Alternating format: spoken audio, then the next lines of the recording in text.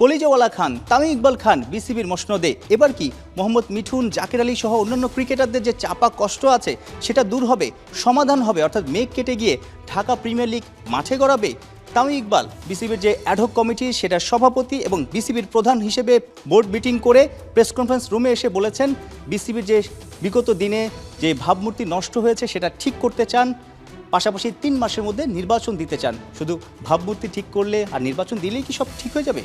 Cricket board, ক্রিকেটটা মাঠে ফেরাতে হবে, ক্রিকেটারদেরকে চাঙ্গা রাখতে হবে, স্বস্তিতে ফেরাতে হবে। তামিম ইকবাল খান সাবেক অধিনায়ক, ক্রিকেটারদের সাথে সবসময় থাকেন, ক্রিকেটারদের সুখ দুঃখে তিনি ক্রিকেটারদেরকে পাশে ডেকে নেন বা পাশে থাকেন। সেই ক্রিকেটাররা মাঠে ঢাকা প্রিমিয়ার লিগ খেলতে চায়, রুটি রুজি, অনেকেই আসলে কষ্টে আছে, সেটা নিয়ে অনেক আলোচনা হচ্ছে। বুলবুলের বোর্ড, ফারুকদের বোর্ড আসলে এই বিসিবিতে গত অক্টোবরে আসার পরে অবৈধ নির্বাচন এবং অনিয়মের কথা বলে যেটা আসলেই প্রমাণিত হয়েছে, ঢাকার অনেকগুলো ক্লাব কিন্তু ঢাকা লিগ খেলতে অস্বীকৃতি জানায়। ফার্স্ট ডিভিশন, সেকেন্ড ডিভিশন জোড়াতালি দিয়ে হয়েছে। বুলবুলরা আসলে কোনোভাবেই ম্যানেজ করতে পারেনি, কারণ তারা তো অবৈধভাবে অবৈধ নির্বাচন করে এই বোর্ডে এসেছিল।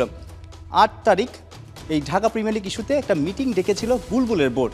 সেই 8 তারিখেই তামিম ইকবাল আরও একটা বোর্ড মিটিং করবে এবং সেখানেই বুলবুল নেই, সমাধান করবেন বিসিবির নয়া প্রধান তামিম ইকবাল খান। অর্থাৎ ঢাকা প্রিমিয়ার লিগের ভবিষ্যৎ, ঢাকা প্রিমিয়ার লিগটা মাঠে গড়ানো কবে থেকে শুরু হবে, কিভাবে শুরু হবে সেটা হয়তো বুধবারই সিদ্ধান্ত হয়ে যাবে। এবং ক্রিকেটাররা মাঠে খেলা চায়, খেলতে চায়, এবং খেলা মাঠে থাকলেই আসলে ক্রিকেট বোর্ড আরও বেশি এগিয়ে যাবে। তামিম ইকবাল খান অবশ্যই ভাবমূর্তি ঠিক করবেন, নির্বাচন দিবেন, কিন্তু সামনে যেহেতু ঢাকা প্রিমিয়ার লিগ আয়োজন করার একটা চ্যালেঞ্জ আছে, পাশাপাশি এ মাসে নিউজিল্যান্ড আসবে, আগামী মাসে পাকিস্তানের বিপক্ষে টেস্ট সিরিজ আছে, এরপর আবার অস্ট্রেলিয়া আসবে, অর্থাৎ 3 মাসে কিন্তু ন্যাশনাল টিমের অনেক অ্যাসাইনমেন্ট আছে। ন্যাশনাল টিমের ক্রিকেটারদেরকেও তৈরি রাখা, ফোকাসে রাখা, ঢাকা প্রিমিয়ার লিগ আয়োজন করা, সব কিছু মিলিয়ে মাঠের খেলোয়াড় তামিম ইকবাল খান মাঠের খেলাটাও ঠিকঠাক রান করে খেলোয়াড়দেরকে ফিট রাখাটাও তার এই বোর্ডের চ্যালেঞ্জ। এবং এই বোর্ডে তিনি যেসব মানুষদের পাচ্ছেন, সাবেক অধিনায়ক আছেন, সাবেক ক্রিকেটার আছেন, দক্ষ সংগঠক আছেন, স্পন্সর করেছেন, ক্রিকেটের সাথে যুক্ত আছেন এমন লোকও আছেন, অর্থাৎ ক্রিকেট বুঝে ক্রিকেটাঙ্গনে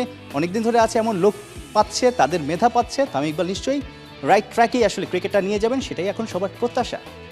সাইফুল রূপক, 71।